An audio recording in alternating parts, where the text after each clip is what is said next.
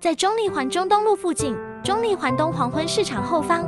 有一间2023桃园新开幕的复古咖啡厅，才刚试营运就吸引许多人的目光。时常咖啡 Oven Coffee 复古高雅风格咖啡馆，从外观就相当迷人，完全想不到藏身在社区1楼的店面里。浪漫的氛围，设计360度旋转门的出入口，就像是回到日式昭和风格，又带着古典设计的旋转门。在时常咖啡有供应以上3人共消费693元，